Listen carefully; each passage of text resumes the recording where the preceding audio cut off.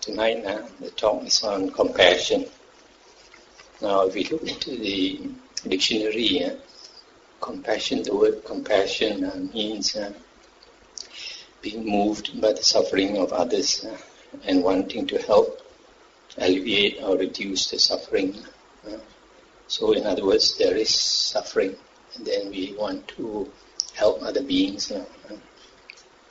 Now, this word is quite closely associated with another word. Now, this word, compassion, in Pali is karuna, and it is quite closely associated with metta. Metta, or loving kindness, means kindness in our actions, speech, and thought to others. In other words,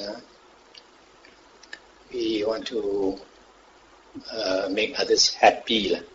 So in the absence of suffering, we want to give happiness to other beings. So it's slightly different. Compassion is there is suffering and we want to help. And in loving kindness, when there is even no suffering, we want to give happiness. It's more positive, loving kindness. Now, Buddhists are well known for being compassionate, for being harmless, not harming any beings, right? But unfortunately, it is not so well practiced. And we find that Christian love is quite well known because a lot of Westerners, they go out of their way to help other beings, even animals, right?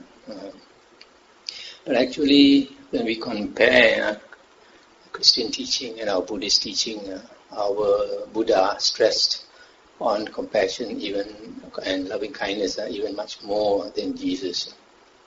In the Bible, Jesus said, if somebody slaps you on the right cheek, you turn the other cheek for him to slap. That's pretty difficult to do, and most Christians won't do it. But in the suttas, in the Kakachupama Sutta, the standard the Buddha gave is even higher. The Buddha said, if you are caught by bandits and they saw away your arms with the two handles, long saw, they sawed away your arms and your legs. And if on that occasion you got angry, then you are not practicing the Buddha's teachings.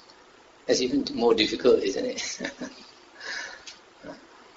So, in other words, the Buddha is trying to tell us that we should have loving kindness towards all beings, no matter what.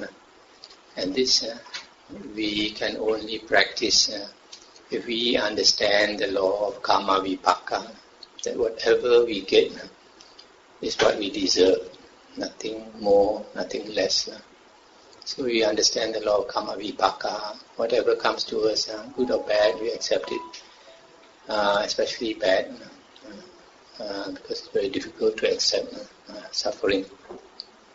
But we should bear in mind that if we don't accept the suffering that comes to us now, it will come to us later.